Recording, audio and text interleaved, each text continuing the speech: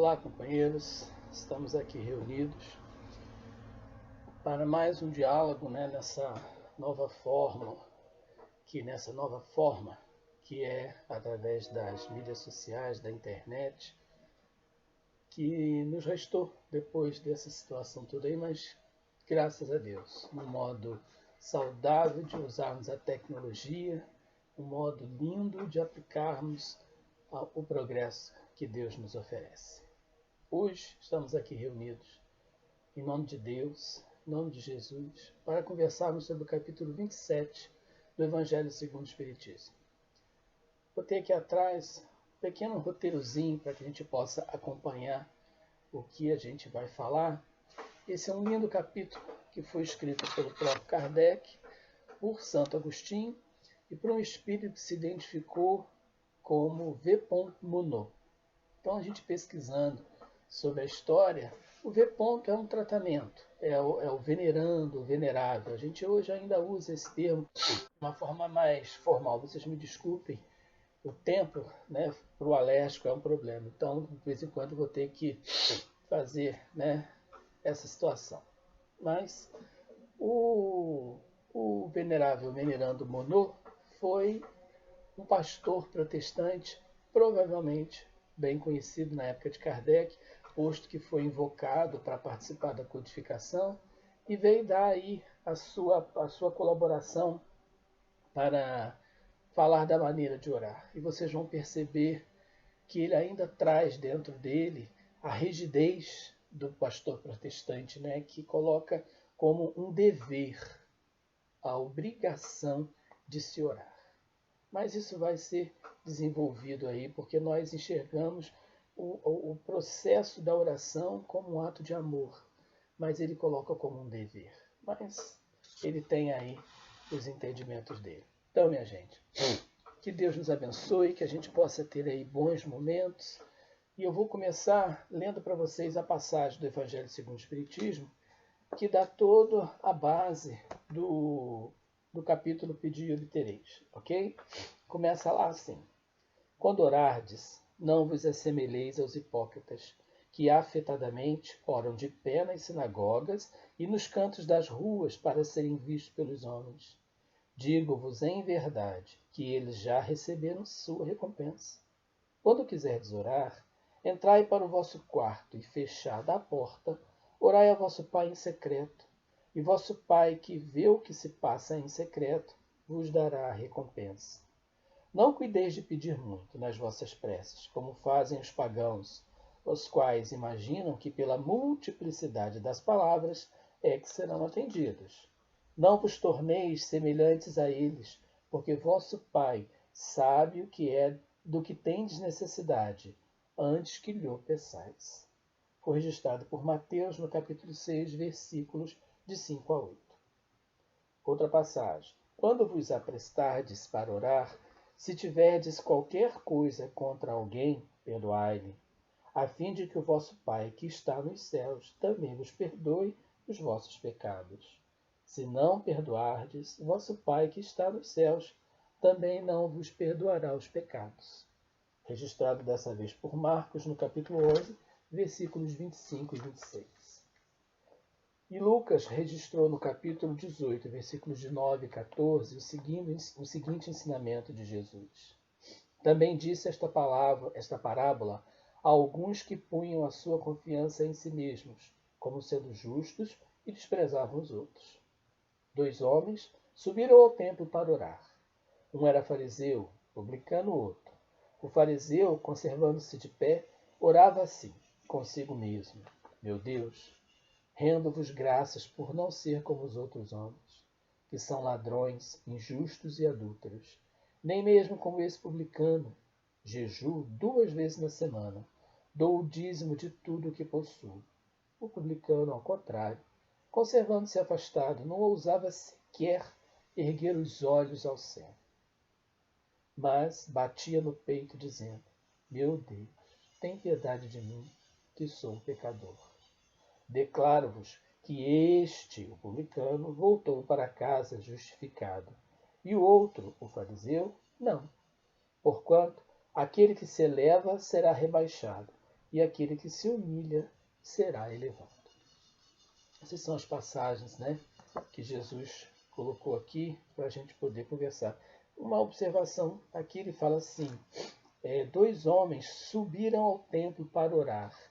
Esse subir tem um significado muito importante para os hebreus, porque eles consideravam que quando se ia ao templo, estava sempre subindo, indo a Deus. Não importa a direção que você viesse, mas se você fosse ao templo, você iria subir. Por isso que eles tinham essa... Tudo é um simbolismo, né? E considerando essa situação, esse simbolismo, para tratar desse assunto, nós fomos buscar um entendimento, né? A oração. A gente conhece lá a passagem do Sermão do Monte, onde Mateus registra que Jesus ensinou a orar, né, a pedido dos apóstolos. Mas quem fez a primeira oração? Aonde surgiu isso? Foi Deus que determinou que se orasse a Ele? Quem foi que entendeu que deveríamos buscar a Deus em nossas aflições? E aí, a gente precisa raciocinar. Se estamos falando do primeiro ato, temos que buscar a história para entender isso. E a história, estamos falando de cristianismo, né? Temos aí Maomé, temos Buda, Confúcio, vários outros emissários de Deus, mas estamos falando de cristianismo, de Jesus. Somos ocidentais. Para nós, então, qual é a referência do primeiro? A história nos conta aí que existem povos muito mais antigos do que os cristãos. Os chineses, os africanos, estão na Terra há muito mais tempo. Mas, para o nosso ponto de partida, da onde a gente vai buscar? A gente vai buscar, então, no livro mais antigo que tem o registro da história do povo cristão. Esse livro, para os cristãos, é a Bíblia, né? Temos a história aí da Biblioteca de Alexandria, né? Que alguns acreditam que ela foi destruída no incêndio, mas alguns historiadores já esclarecem que ela não foi totalmente destruída e que o incêndio foi um equívoco de Júlio César. Ele não queria incendiar a biblioteca e que grande parte do acervo foi realmente recuperado, mas que o tempo, a falta de cuidado, acabou se deteriorando e os grandes registros da história da Terra acabou se perdendo. Então, vamos à Bíblia, né? Aqui está a história do povo hebreu. E como está falando de Jesus, naquela época, qual era a referência que eles tinham? Onde que eles iam buscar os ensinamentos dele? No Velho Testamento, não? Porque eles não tinham outro direcionamento. E Jesus veio entre nós e disse que ele não tinha vindo derrogar a lei, mas dar-lhe cumprimento. E aí a gente precisa ter um equilíbrio, né, de entendimento. Que cumprimento? Qual era a lei que vigia? A lei de Moisés, né, o código de Italião, de Hammurabi, dente por dente, olho por olho. E vem Jesus falando em perdão, vem Jesus falando em amor. Que cumprimento da lei é esse? Com certeza, um melhor cumprimento, um melhor entendimento. Então, vejamos aqui a questão da oração. A gente vai encontrar isso em Gênesis, no capítulo 4. Gênesis é o primeiro livro da Bíblia, né? Então, onde tudo começou. Então, lá no capítulo 4, a gente vai encontrar o seguinte registro. E tornou Adão a conhecer a sua mulher. E ela teve um filho, e chamou seu nome Sete. Porque, disse ela, Deus me deu outra semente em lugar de Abel, porquanto Caim o matou. Caim matou Abel. A história é uma história de mau entendimento. O Senhor teria dado maior valor à oferta de Abel e não a de Caim, e aí Caim, ciumado, teria matado o irmão. E a Sete, esse, né, filho de Adão, também nasceu um filho, e chamou o seu nome Enos. E então se começou a invocar o nome do Senhor. Enos aí, neto de Adão e Eva, filho de Sete. A partir do nascimento de Enos, então temos o hábito de invocar o nome do Senhor. Está aqui o registro. do primeiro ato de orar, né? De clamar ao Senhor, pedir ao Senhor. Interessante o nome Enos, né? Vocês, não sei se vocês se lembram de um antiácidozinho que vinha num vidrinho gordinho de boca larga, e quando a gente acabava de usar, acabava utilizando o recipiente para guardar parafuso, porca, porque ele tinha uma boquinha larga, dava para a gente enfiar o dedo ali para pegar as coisas. E está aí o nome do antiácido. Enos veio da Bíblia, né? Provavelmente o proprietário da marca era um protestante. E, como não podia deixar de ter uma curiosidade, encontramos aqui na hora dessa leitura um fato muito interessante. Quando Jesus fala do perdão, né, que ele fala, eu não sei se é Pedro que pergunta para ele, quantas vezes ele deveria perdoar aquele que o magoou, o inimigo dele, 7 vezes? E Jesus responde, não 7 vezes, mas 70 vezes 7 vezes. Todas as vezes que a gente lê essa passagem, a gente fica assim pensando, 7 vezes 70 vezes 7, isso é uma conta, né? Você coloca lá 1, 2, 3, 4, 5, 6, 7, 70, 1, 2, 3, 4, 5, 6, 7. 70 vezes 7 vezes, isso é uma conta. 7 vezes 7, 49, pega o zerinho do 70, 490. É uma conta. Não faz sentido. E tudo que Jesus fazia tinha um sentido profundo. E a gente vai encontrar essa explicação aqui também no capítulo 4 de Gênesis. Por que Jesus falou isso? Vou ler outra passagem para vocês.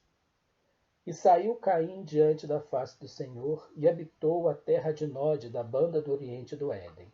Ele tinha acabado de ter sido condenado por Deus à expulsão do paraíso após o episódio do homicídio.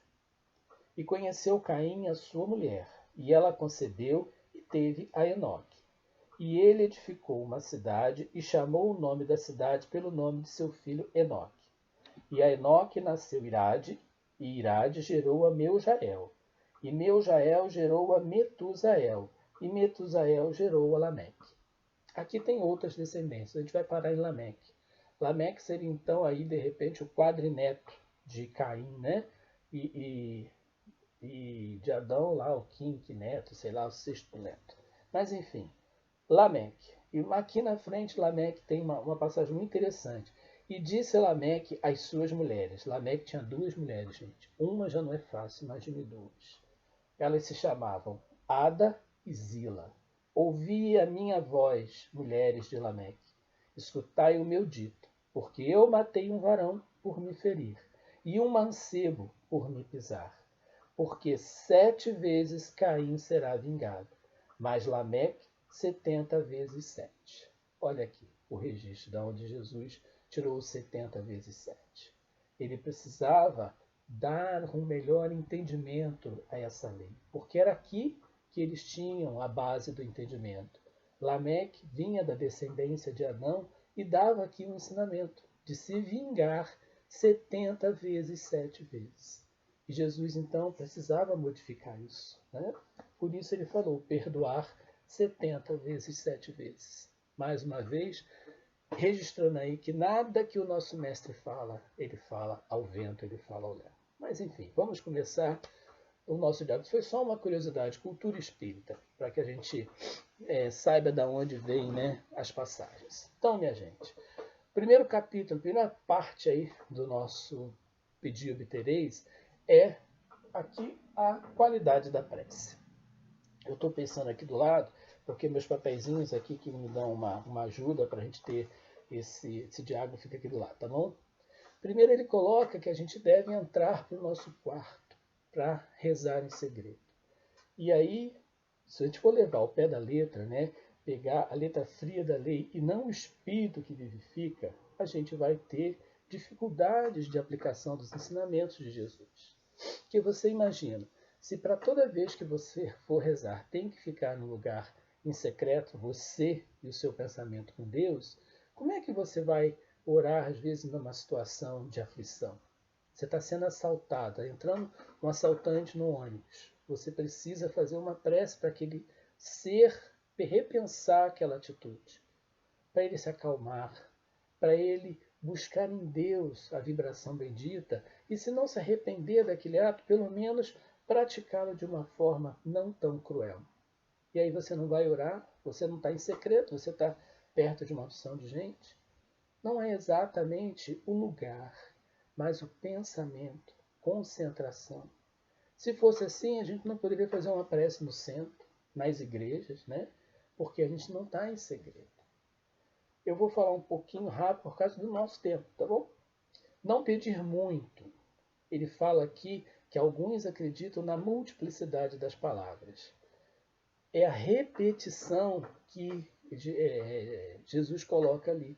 Porque muitas das vezes, muitas das vezes, você está fazendo oração para um grupo, para uma comunidade, e são várias aflições. Um está doente, um está passando fome, um está desempregado, um está com problemas em casa, agressão familiar, e aí você não vai incluir na sua prece diversos pedidos, mesmo que sejam muitos. O que Jesus nos lembra ali são as repetições. É isso que a gente tem que evitar, ou seja, uma prece objetiva. Imagina você, desencarnado, espírito superior, recebendo uma oração lá. Está encarregado de receber as orações de um determinado grupo da Terra. Como é que você gostaria de receber isso? Né? Objetivamente, para que você não precise ficar separando as coisas. Tem palavras assim, um exemplo, melífluas, plenilúnio, a gente vê isso muito nos livros da doutrina, né? Precisamos de um dicionário para saber o que é melíflua e o que é plenilúnio. Então, quando a gente for orar, ser mais objetivo, né? Buscar ali exatamente o que a gente precisa. E um exemplo, uma coisa muito importante, um ensinamento muito importante, o perdão. Não adianta eu orar a Deus tendo alguma coisa contra algum dos meus irmãos. Eu preciso perdoá-lo para que eu possa ter o merecimento de receber, né, aquilo que eu preciso. A humildade, o exemplo que ele colocou ali do fariseu e do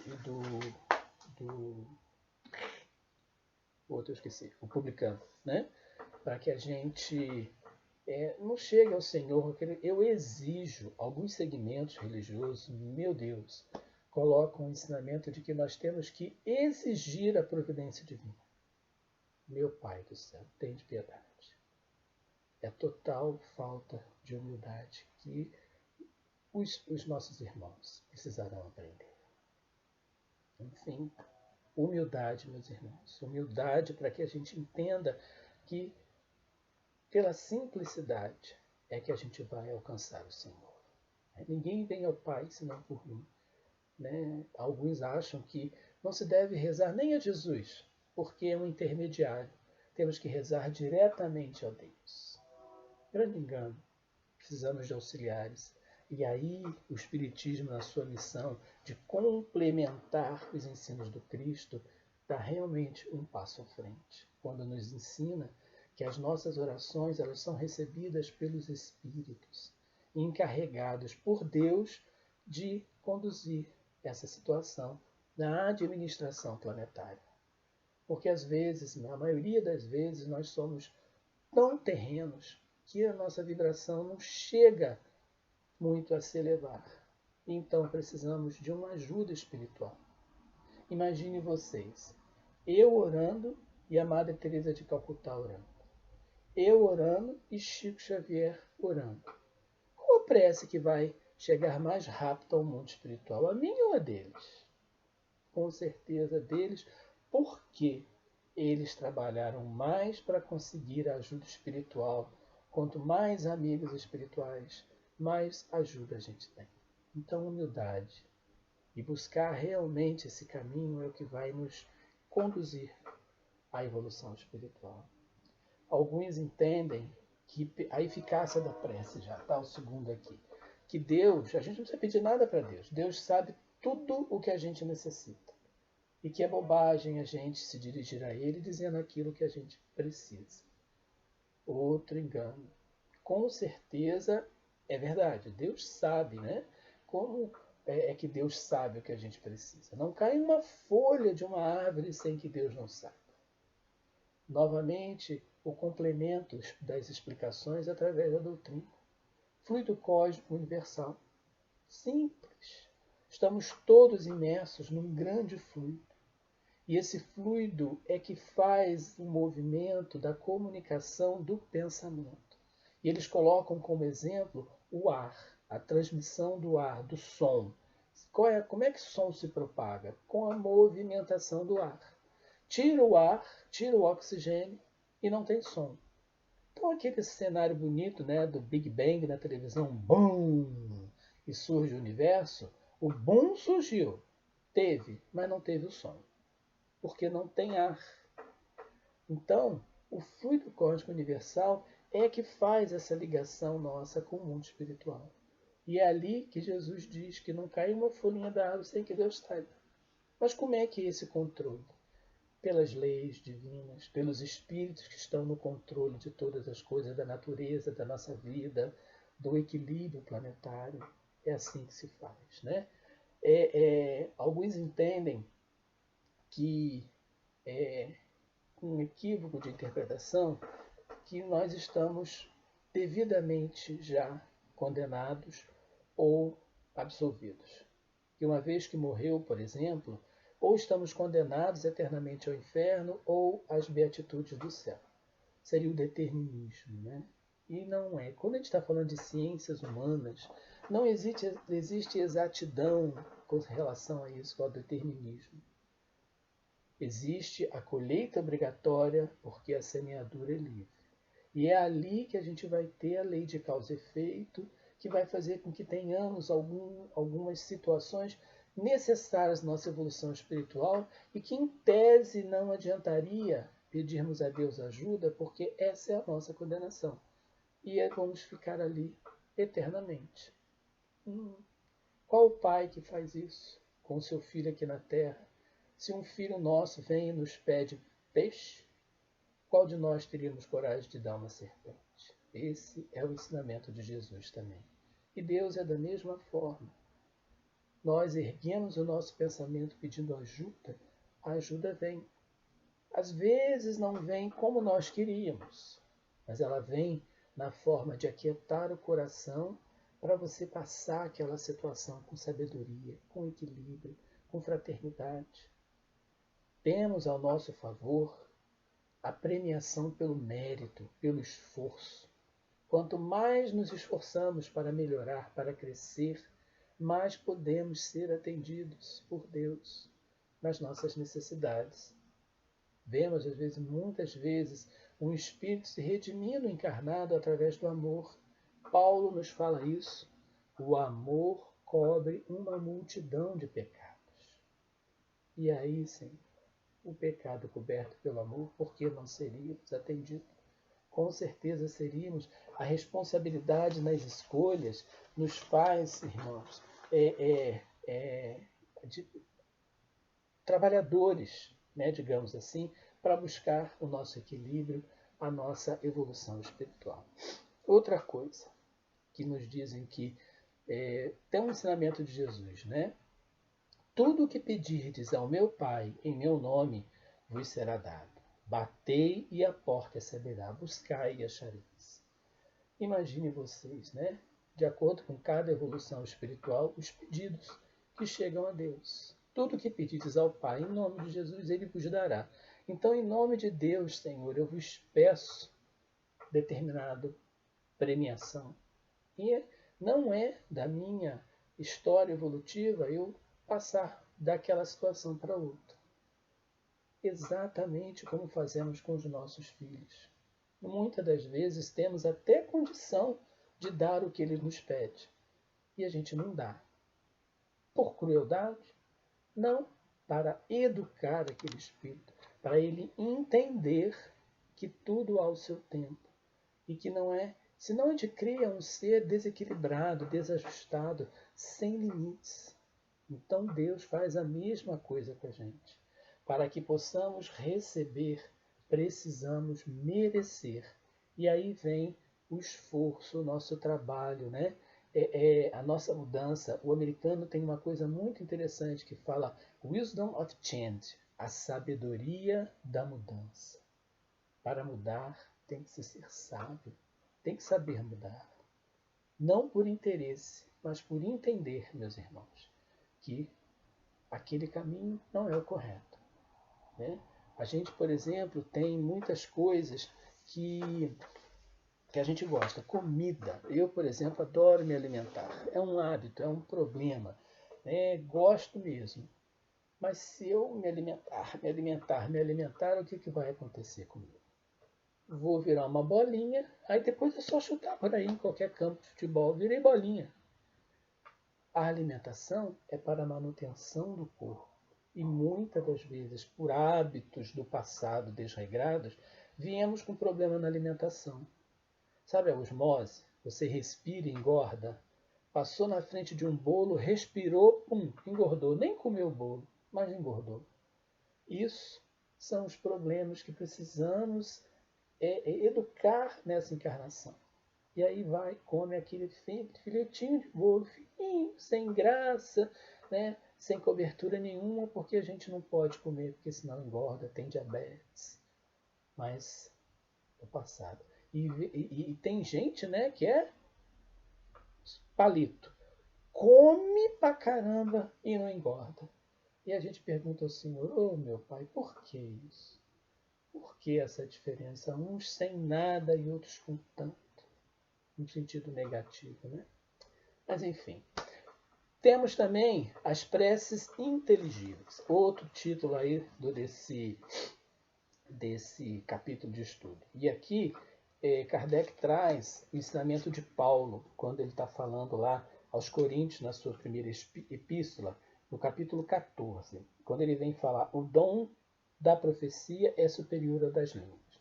E ele fala aqui no versículo 11, vai ser o 11, o 14 e o 16. 11. Mas se eu ignorar o sentido da voz, serei bárbaro para aquele a quem falo, e o que fala será bárbaro para mim. Porque, se eu orar em língua estranha, o meu espírito ora bem, mas o meu entendimento fica sem fruto. Porque realmente tu dás bem as graças, mas o outro não é edificado. Veja bem, o que adianta eu falar maravilhosamente bem e a pessoa não entender? Me pede a explicação de uma parábola e eu explico e ele não alcança o entendimento. Por isso, esse item nesse capítulo tão importante, a prece tem que ser inteligível. O espírito não é obrigado a decifrar código Morse. Ele é muito ocupado, ele tem muita coisa que fazer, então seja claro, seja objetivo. Até quando a pessoa vem falar com você, é quando ela começa a rodear muito e falar, e tem coisa. Vem problema aí. Fala rápido, seja objetivo. Preces inteligíveis, nada de preces maravilhosas, que são maravilhosas, mas objetivas. Quem já leu o livro Sexo e Destino vai se lembrar que lá tem um capítulo quando uma das personagens está internada e o mentor vem ao grupo porque ela vai deixar o corpo físico e ele faz uma prece, se eu não me engano, é de 1,5 página, maravilhosa. Nunca mais esqueci dessa prece. Não me lembro das palavras, mas me lembro da prece que fala das encarnações, da dificuldade, do tema que se tratava, que era a sexualidade, que o espírito estava ali se desprendendo do corpo e passou por essa provação, que fosse recebido no mundo espiritual com paz, com fraternidade, porque era uma prova muito difícil. Coisa maravilhosa. Então, preces inteligíveis, né? Outra coisa, prece pelos mortos e sofredores. Grandes segmentos religiosos, por pregarem a doutrinação da condenação ou da absolvição eterna, entende que não precisamos orar pelos que morreram, pelos que estão sofrendo. Novamente, Jesus vem nos socorrer, né, quando diz que não devemos desejar ao próximo aquilo que não desejaríamos para nós mesmos. Então nos imaginemos mortos e condenados no inferno. Lembra da passagem de Abraão e do mal rico? E Lázaro, o mendigo, ao lado de Abraão? Quando o mal rico desperta, que vê que ele está no inferno e roga a Abraão ajuda. Uma gota d'água para que possa sedentar a sede, e Abraão diz que não pode fazer nada por ele. E ele então entende e aceita que está condenado eternamente e roga então a Abraão que envie um varão até os seus irmãos para que lhe digam o que está acontecendo com ele e que eles não se modifiquem para que não passem por aquilo. E Abraão nega também, dizendo a ele que os seus irmãos têm os santos e os profetas, que fiquem com eles, que os escutem. Olha só que situação difícil. Já era um lampejo de entender que aquela situação deveria ser diferente. Eu estou vendo Abraão, eu estou vendo Deus, e ele, dono de tudo, criador da vida e da morte, não pode me ajudar, não pode me tirar da dor e do sofrimento. Será que é isso mesmo? Deus seria assim? Então eu, lá ao lado de Abraão, ao lado de Deus, ao lado de Jesus, vou olhar para o umbral, vou ver meu filho lá com a cara enterrada na lama, como André Luiz, e não vou poder fazer nada por ele. Como é que eu vou ser feliz no mundo espiritual, numa situação dessa? Em sua defesa, os nossos irmãos dizem que no mundo espiritual o entendimento é outro. Sim, é outro, mas o amor é o mesmo. O amor pelo ser querido é o mesmo. E a gente não vai conseguir ser feliz sabendo que temos um dos nossos em dor e sofrimento. Maneira de orar. O nosso querido pastor, Venerando Monod. Com relação à situação espiritual, temos aí várias comunicações, mas aí as pessoas que não são espíritas vão dizer que isso não existe, mas temos várias comunicações dos espíritos nos dizendo do benefício da prece no mundo espiritual. Mas enfim, com relação à maneira de orar, o nosso venerável Monod, ele coloca aí uma ordem, pelo entendimento dele. É obrigação orar ao deitar e ao acordar. Ele não põe como um ato de amor, como obrigação do dia. E que a prece do acordar deve conter todas as nossas necessidades. Já melhorou. Já entende que a gente pode pedir ajuda a Deus. E transcorrer o dia na paz, na busca, no trabalho. E quando deitar, devemos agradecer a Deus, agradecer o aprendizado. Precisamos ter isso em mente. E ele fala uma coisa muito interessante, que essa é uma obrigação para todos os cristãos, qualquer que seja o seu culto. Olha que interessante. Ele ainda tem lá o entendimento do segmento religioso que ele tinha, mas está falando para a nova doutrina, para o espírita, para o espiritismo, para o mundo, não só para o espírita, porque está lá no Evangelho para quem quiser buscar a informação. E ainda tem dentro dele essa coisa de qualquer que seja o seu culto, pois somos filhos de um só pastor, somos um só rebanho. Então a maneira de orar que ele vem nos colocar é como não esquecer, ser fiel a Deus no seu diálogo. E não esquecer essa fase da nossa existência, todos os dias, ao acordar e ao deitar. Orarmos a Deus, pedir e agradecer, louvar. Isso a gente aprende na evangelização, com a prece, com a oração. E o nosso irmão foi trazido na codificação, muito provavelmente pelo grande conhecimento que ele tinha, e aí então, meus irmãos, ele deu a sua colaboração. E para finalizar, Santo Agostinho nos traz aqui o item da felicidade que a prece proporciona. Nossa Senhora! A doutrina está cheia de exemplos. Céu e inferno, então, se a gente for lá buscar, tem vários depoimentos. Nos livros doutrinários, Nosso Lar, não sei se vocês se lembram, quando a sobrinha de Lísias chega nas câmaras de retificação e a mãe dela faz uma prece. E a prece é projetada numa espécie de telão. E a Narcisa vira para ela e fala assim: linda a prece de sua mãe. A mãe orando para que ela estivesse bem. Imagine você, naquela situação, escutar a voz da sua mãe pedindo para você ter calma, para você buscar o caminho do bem. Então, meus irmãos, a prece é uma felicidade. Nós temos muita necessidade dessa ajuda, digamos assim. Lembremos-nos dos nossos irmãos desencarnados. A nossa querida Ivone Pereira, ela já tinha esse hábito de orar pelas pessoas que tinham se suicidado. Ela via no jornal e então rezava por aqueles que haviam cometido esse ato, dando-lhes alívio. Se a gente for ver lá em Memórias do Suicida, no capítulo 5, eu escutei no audiobook esse capítulo, e o Camilo fala da prece, né, como chega lá e os lanceiros de Maria. Até entendi o nome do centro ali perto da Santa Casa, na Franklin de Moraes, Lanceiros de Maria, da onde vem. Eu ficava assim, meu Deus, mas de onde eles tiraram esse nome? São os guardas do hospital ali dos Servos de Maria, são aqueles lanceiros do Antigo Egito. Eles que são os guardiões, né, os guardiões ou guardiães do local onde eles estão, porque eles estão numa prisão. A verdade é essa. O Espírito explica isso para eles. Vocês são presidiários, vocês infringiram a lei de Deus. E então os Espíritos explicam para eles ali que as preces dos Espíritos superiores chegam até eles, mas a deles não pode chegar ao socorro espiritual. Então Santo Agostinho vem nos lembrar, meus amigos, o benefício da prece. Oremos, principalmente nos momentos de aflição, por aqueles que sofrem, por aqueles que estão no comando, nas autoridades da terra.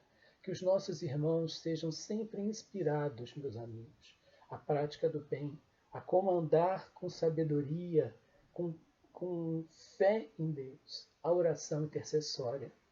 Pedimos pelo próximo, a oração por nós mesmos. Ok, meus irmãos? Vamos encerrar o nosso pequeno diálogo. Já passamos ali um pouquinho do tempo, mas agradecendo a Deus esse momento de paz e de fraternidade. Que Deus nos abençoe, hoje e sempre.